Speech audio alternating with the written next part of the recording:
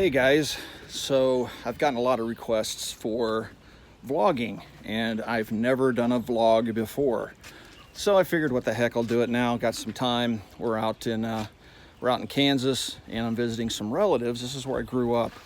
The town that we're in is a relatively small town. Population's really kind of small. If there's 300 people here, I'd be lucky. It's a very small town.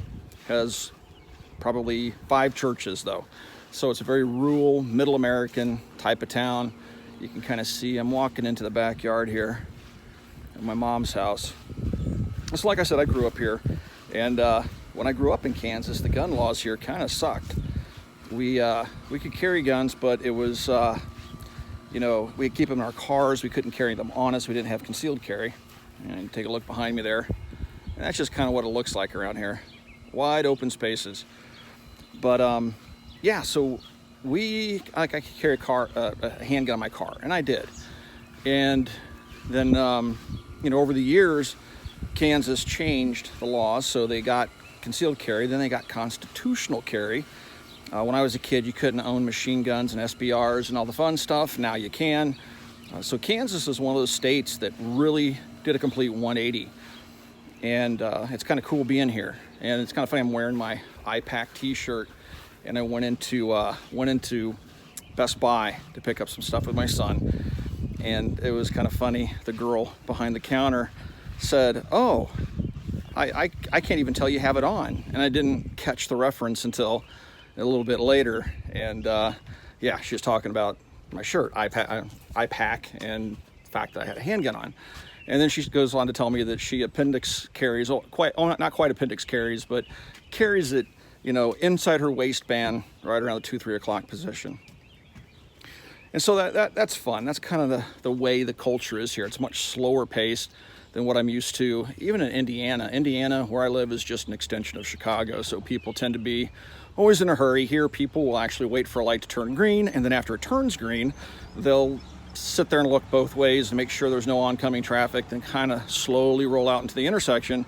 And I learned the hard way that's not how they drive in Chicago, right? When I got up there, that light turns green, man, you better have full throttle or they're going to be honking at you and flipping you off. You guys might notice also that I lost some hair here. It's something I've been wanting to do for a while. I've been wanting to shave the beard. The only reason I have a beard is because my wife and kids pretty much demand that I have a beard. And it's kind of funny because I hate it. And this year, I think I convinced my wife that maybe I should trim it, at least in the summer, because I had a tick get on me right here, and I didn't catch it until it was about half engorged with my blood. And I was going through my really thick beard. I found him and yanked him out. And I think that was the last straw for my wife because she absolutely hates ticks. And so, yeah, there's a barber here that's been here for 60 years in this little town. The downtown's pretty much dead. It's a very old school town. There's not much business here. A lot of folks go to neighboring towns for groceries and things like that. The general store here is a Casey's, and it also turns out that one of the guys that watches the channel works at the Casey's here, and I went by and saw him. And Arthur, I'm talking about you. So anyway, we're actually getting ready to go pick up a pizza and just have some pizza, Casey's pizza, which I grew up just absolutely loving. That Casey's been here ever since I was a kid in the 80s. And just kind of sit back and have some fun. Yeah, I guess we're going to be here all week. I may do a couple of these vlogs and see how well they're received. I don't know if you guys want me doing these or not. I can talk about just about anything, like talking about the gun laws here in Kansas. And yeah, so it's kind of weird. I watch other people do them, and some people are really good at the vlogging, and me, not so much. Like I said, this is my first one. But yeah, I am carrying the little Walther, so I have shot it enough to where I feel confident in carrying this little guy. And it's the one with the red dot sight. Did a recent video on it. And that's the contact concealment holster, by the way. So you can see how that works. And I'm doing this one-handed, guys. I'm putting the gun back on. You just kind of slide it in your waistband. It has that one big clip, which makes it really nice to, as I say that, oh my shorts are folding over. There we go. So anyway, I can get it on one-handed because I'm holding the selfie stick. I bought a selfie stick today. I'm holding the selfie stick in my other hand, so didn't drop the gun. It's back in its appendix carry position. So yeah, I'm carrying a little Walther. There are some Mag Guts flat springs. I've heard very, very good reports of them being awesome. They give you one extra round in handguns like the Shield or the Walther PPS, which I'm carrying. And it's 9 rounds in the magazine versus 8 plus 1 gives you 10 rounds. And that's kind of where the Sig P365 starts off, is with 10 rounds. But of course, the 365 has the 12 round magazines available for it. We might as well talk about the P365. So I was madly in love with that handgun. I was carrying that handgun. It's kind of funny if you go over and look at some of the discussion forums. They're like, oh, Mac posted his screed about the P365 and he's just a Sig hater.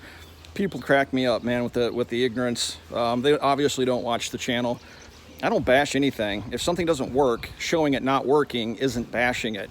Showing a brand new product that's already had the production on it stopped once before and then restarted, and the gun still has problems like mine. Mine is the 2nd generation gun. Truth About Guns wrote an article about my gun and me, and they said 1st generation. I have a 2nd generation gun. This is after they stopped the production of the darn thing and then resumed production. That's what I have. And the trigger bar went dead on it. And the striker drag is horrific. So I fully expect, because I keep getting emails almost every day from people that own them saying that they've broken either their trigger bar or their striker. And so I'm keeping a track of those. I'm screenshotting them because Sig is out there telling people that the occurrences based upon the number of guns shipped, that 0.08% have been problematic in terms of having the striker problem. Then combined totals of striker problems and trigger bar problems like my own is 25%.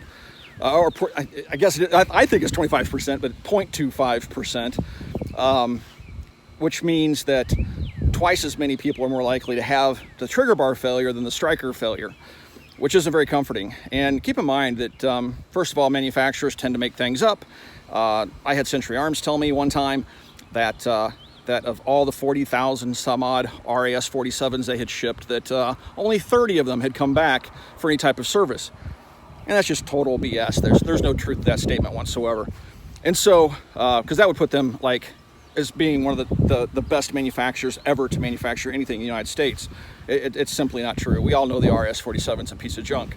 So with Sig, I take everything any manufacturer tells me with a grain of salt. I don't believe their statistics, but you know, that's what it is. I don't have to believe it. It's just my opinion.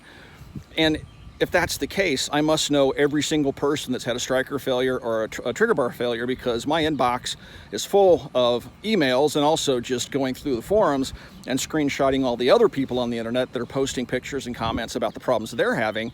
It seems highly unlikely to me that it's just 0.08% of the guns shipped.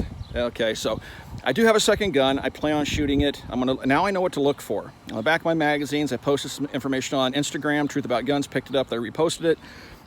There's a very distinctive mark that the trigger reset spring will make on the back of a magazine. If you see that mark, chances are your trigger reset spring is going to fail. So my second one, I looked inside the mag well, and I do not see it protruding into my magazine. So I'm gonna shoot it a little bit. I'm gonna refinish those magazines. So I'm gonna use some cold blue or maybe a Sharpie and make sure that that spring under recoil isn't hitting that magazine, because if it does, because I saw some like peck marks where the spring had just pecked that magazine, and see if it's doing it, if new gun's doing the same thing, because I hope it doesn't. But knowing my luck, the striker will break after 50 rounds, because we've seen lots of reports of that as well. So I really don't know what to expect. I just want the darn thing to work, because I'll be honest with you guys, I like everything about the P365 except for the fact that it's prone to failure, and at least in my experience. And yeah, I mean, I love the size of the gun. I love the ergonomics of the gun. I love the sights on the gun. I love the fact that it carries 12 rounds. It's tiny.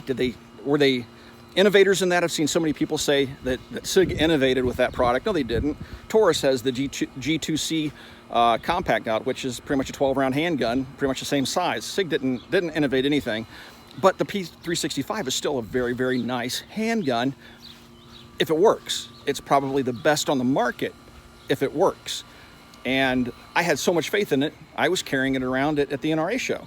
And yeah, so anyway, I hope my second gun holds up. I hope my second gun goes thousands and thousands of rounds without failure. But now it's always going to be in the back of my mind that either that trigger bar is going to break on me at the worst opportune moment, or that striker is going to break on me. One guy sent me an email saying that he had, gosh, a couple hundred rounds through his gun.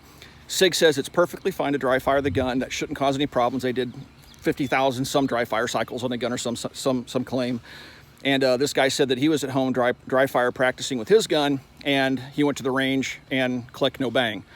So it seems to be a reoccurring theme, because there's a YouTuber out there that's in my liked videos that had the exact same thing happen to him. He goes home, dry fires, goes out to shoot the gun. On the next range day, first time he tries to fire the gun, click, no bang, and yeah, a broken striker. So hopefully Sig gets it worked out, but Sig doesn't have a very good track record, in my opinion, on getting these things sorted out. They tend to deny the trouble, like they're denying it now, and then they're gonna, make a couple of evolutionary changes. They may or may not get it fixed, and then they'll probably either drop the line and come up with something new under a new name, or I don't know what to expect. I just hope they get it working. I just don't know if I'll ever trust it again because of the problems that I've had.